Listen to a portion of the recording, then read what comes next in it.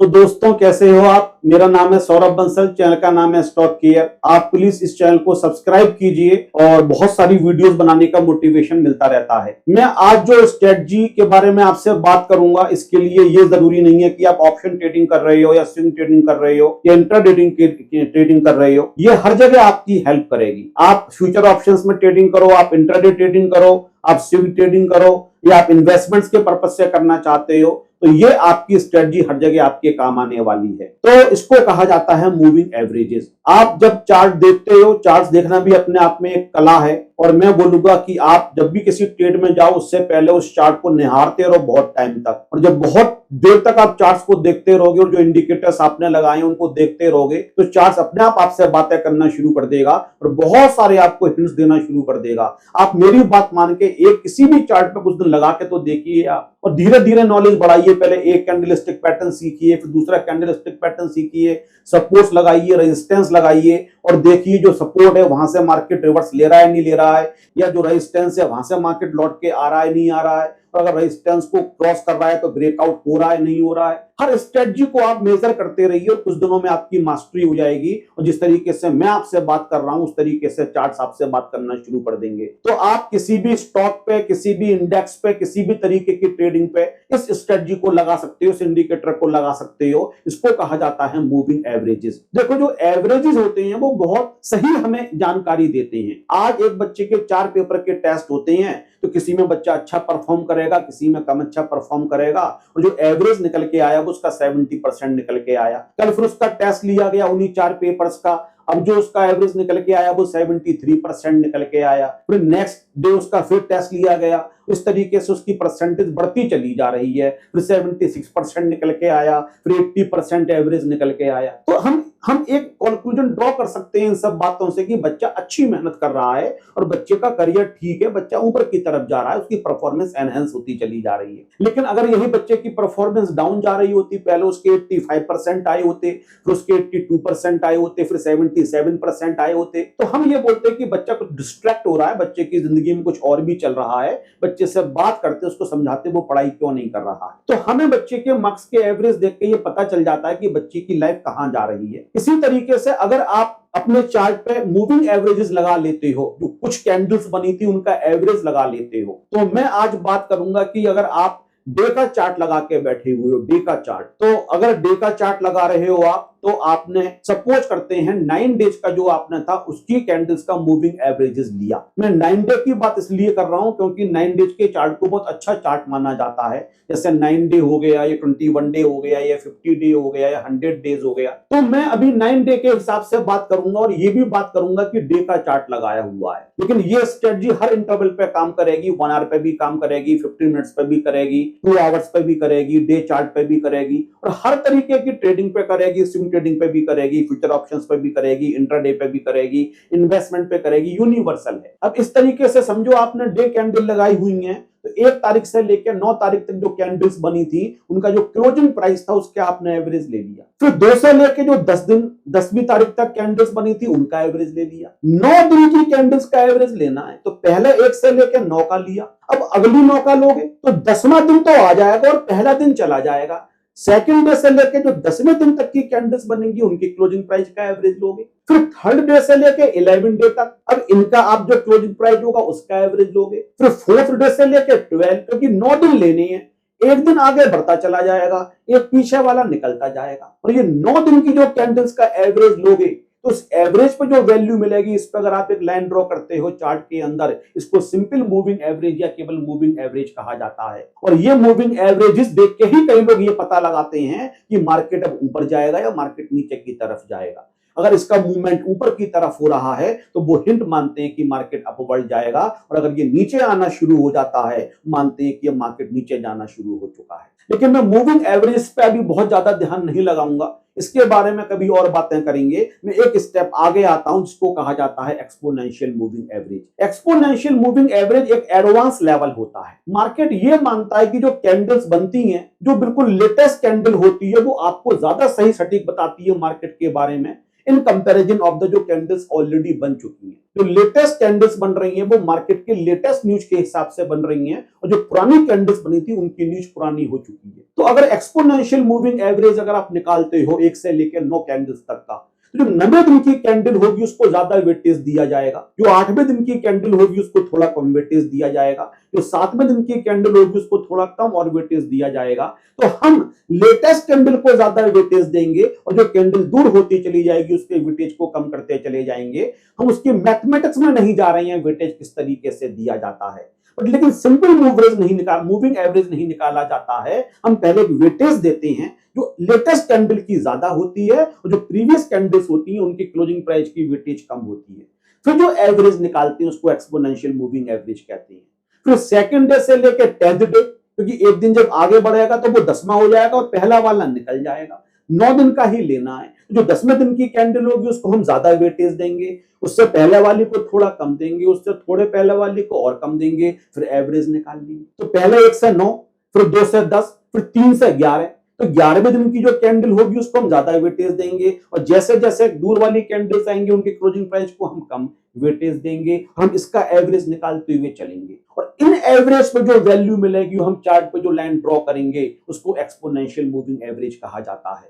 और मैं अपने पर्सनल अनुभव से बता रहा हूं कि जो मैं ट्रेडिंग करता हूं, जो एक्सपोनेंशियल मूविंग एवरेज होता है वो सिंपल मूविंग एवरेज के कंपैरिजन में बेटर रिजल्ट्स आपके लिए देता है। अगर ये ट्रेंड ऊपर की तरफ दिखा रहा है तो बहुत चांसेस है कि मार्केट ऊपर की तरफ जाएगा और ये में देख के आपको ऐसा लग रहा है कि लाइन नीचे आना शुरू हो गई है, इसका मतलब मार्केट नीचे आना शुरू हो गया है। तो मैं इतनी सारी वीडियोस बना के इस चैनल पर डालना चाहता हूं कि जिस टॉपिक पे भी जिसको भी ज्ञान चाहिए उसके ऊपर मेरे चैनल को उसके लिए कुछ ना कुछ बहुत अच्छी चीज मिलनी चाहिए जिससे कि वो अपने डाउट्स को दूर कर सके। तो अब आपको ये भी समझ में आ गया सिंपल मूविंग एवरेज क्या है और ये भी समझ में आ गया एक्सपोनेंशियल मूविंग एवरेज क्या है। अब मैं बात करूंगा मूविंग एवरेज क्रॉसओवर की। ये एक बहुत शानदार स्ट्रेटजी होती है ये पता लगाने की हमें शेयर्स खरीदने हैं या हमें यहाँ पे अपने शेयर्स को बेचना है।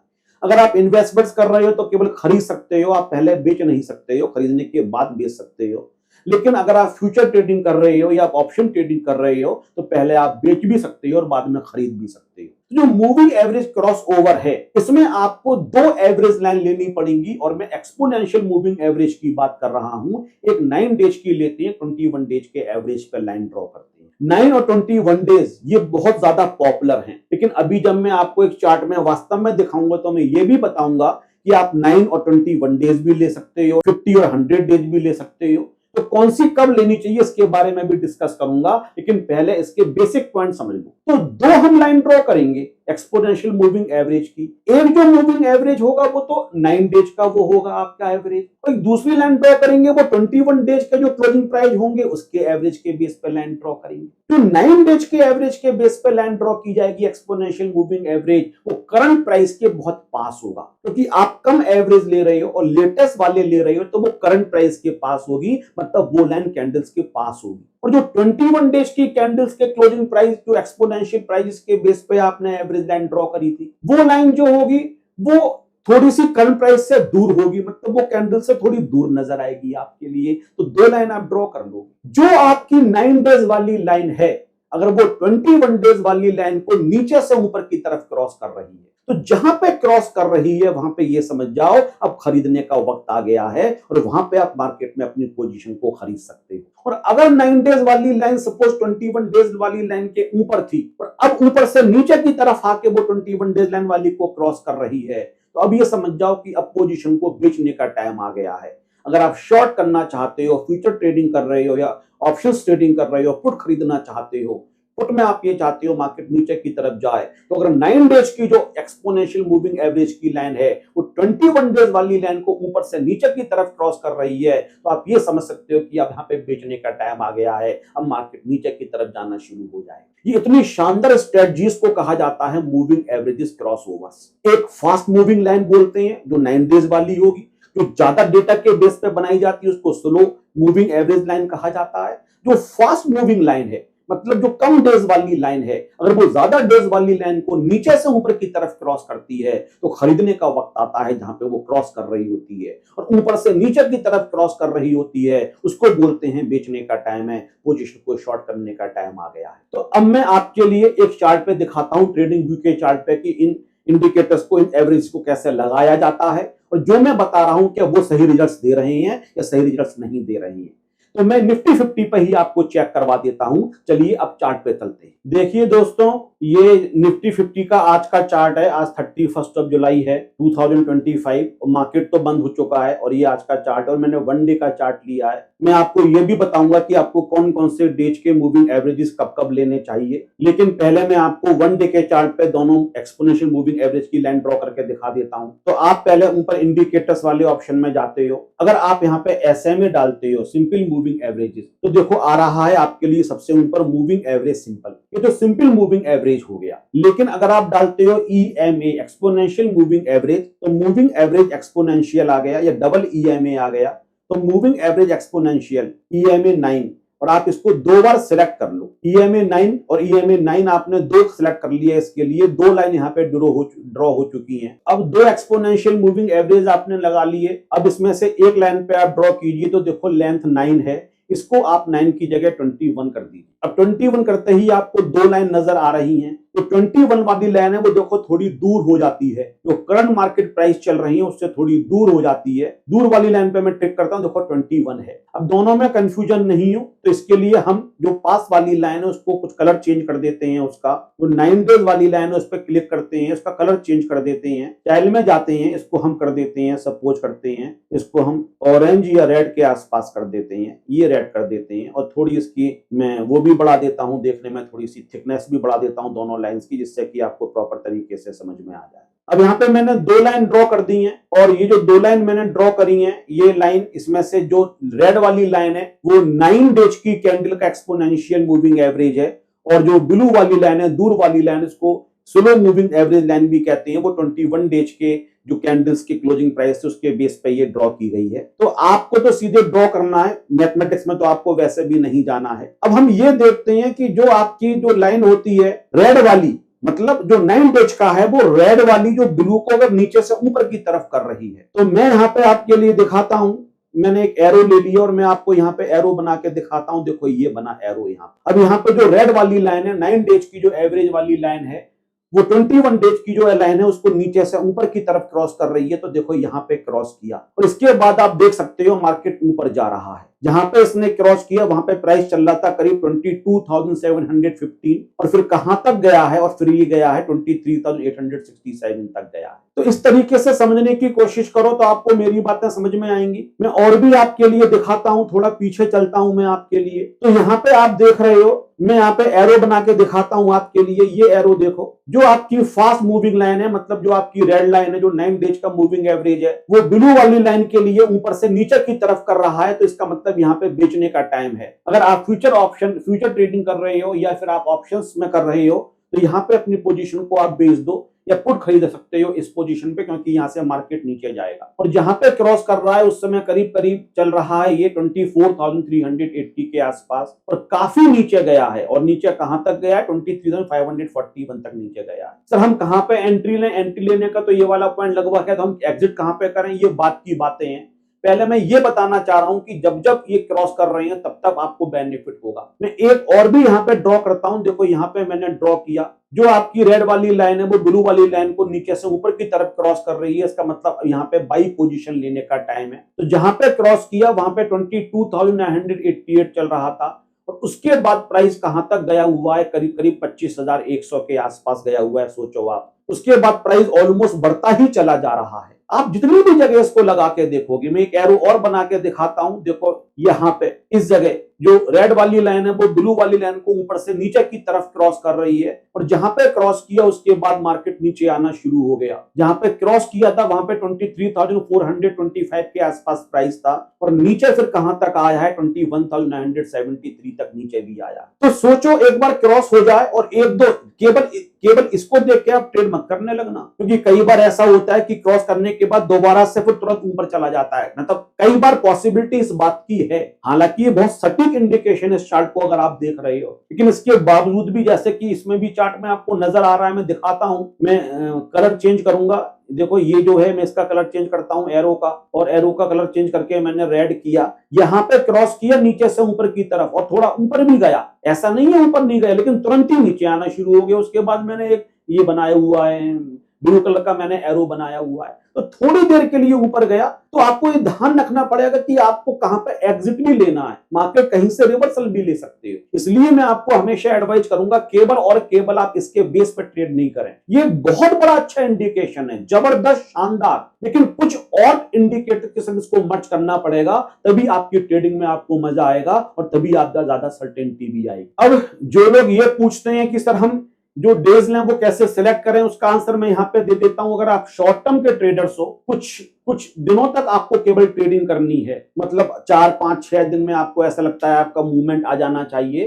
तो आप 9 डे 21 डे जो मैंने यहाँ पे लगाया हुआ है उसके बेस पे भी आप ट्रेडिंग कर सकते हो। फिर एक बनता है 25 डे और 50 डे का चार्ट, 25 दिन और 50 दिन के हम दो लगाते हैं, और इसमें आपके लिए कुछ वीक्स की आप उम्मीद करते हो कि जो हमारा मूवमेंट आएगा, हमें जो ट्रेडिंग करनी है वो सब कुछ करते हैं, 2 वीक्स के लिए करनी है, 4 वीक्स के लिए, 5 वीक्स के लिए करनी है। और अगर 50 डेज से लेके 100 डेज का आप लगाते हो, दो लगाते हो, एक लाइन होती है 15 डेज के एवरेज की, एक 100 डेज के बेस की होती है, तो आप कुछ महीने तक ट्रेडिंग करना चाहते हो। फिर आप ये चाहते हो कि जो अगली बार क्रॉस करे वो कुछ महीने के बाद क्रॉस करेगी, हमें कुछ महीने का टाइम मिल जाएगा, तो आपको लंबी ट्रेडिंग करनी है तो आपको 50 डेज और 100 डेज का लगाना चाहिए। और अगर आप 100 डेज और 200 डेज का चार्ट लगाते हो, 100 दिन और 200 दिन, एक चार्ट के अंदर 100 दिन का लेते हो, एक के अंदर 200 दिन का लेते हो, तो इसका मतलब ये हो गया कि आप बहुत लॉन्ग टर्म इन्वेस्टमेंट करना चाहते हो। आपका इन्वेस्टमेंट 1 साल तक भी चल सकता है, 1 साल से ज्यादा भी चल सकता है। तो अगर आप ऐसा इन्वेस्टमेंट करना चाहते हो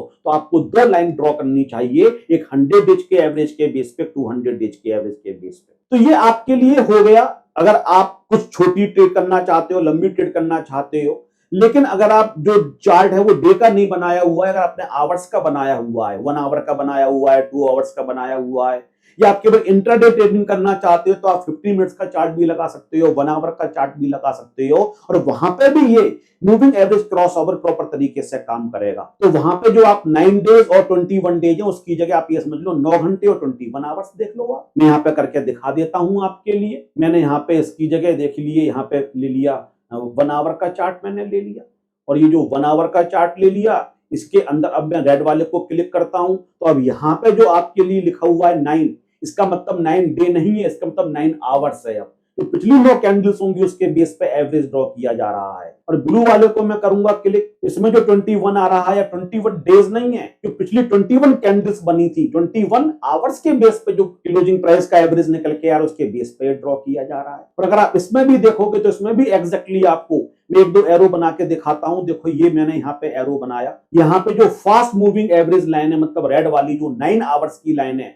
वो 21 आवर्स की लाइन को ऊपर से नीचे की तरफ क्रॉस कर रही है। इसका मतलब शॉर्ट करने का टाइम आ गया। अगर आप ऑप्शन ट्रेडिंग कर रहे हो तो वहां पे आप पुट ले सकते हो, और देखो कितना जबरदस्त शार्प फॉल आया, कितना नीचे की तरफ गया हुआ है। लेकिन मैं फिर आपको एंड में वार्न कर दूं, अगर जहां पे क्रॉस हो रहा है वहां पे कैंडलस्टिक पैटर्न्स भी बन जाए, और वो ये बता दे कि यहाँ पे कैंडलस्टिक पैटर्न्स भी 2 तरीके के होते हैं, बुलिश और बियरिश। जहां पे मैंने ये एरो बनाया, यहाँ पे सपोज करते हैं बियरिश एनगल्फिंग भी बन जाती है, तो बियरिश एनगल्फिंग भी ये बताएगी कि मार्केट नीचे जा सकता है, क्रॉसओवर भी नीचे की तरफ हो रहा है, और साथ में अगर हमें रेजिस्टेंस सपोर्ट भी देखना आता है, हाय फिर तो मजा आ जाएगा। क्या कहने इस सेटअप के, मतलब हर चीज आपको ये गवाही दे रही है कि मार्केट नीचे जा रहा है, तो कितनी ज्यादा सर्टेनिटी हो जाएगी भाई साहब, समझने की कोशिश करो आप। तो मैं फिर कह रहा हूं कि ब्लाइंडली पैसा मत लगाओ, चार्ट्स को निहारते रहो, चार्ट्स को देखते रहो। कुछ दिनों में हर चीज आपको समझ में आना शुरू हो जाएगी। आपको चार्ट भी समझ में आने लगेंगे, कैंडलस्टिक पैटर्न्स भी समझ में आने लगेंगे, सपोर्ट रेजिस्टेंस की लाइंस ड्रॉ करो,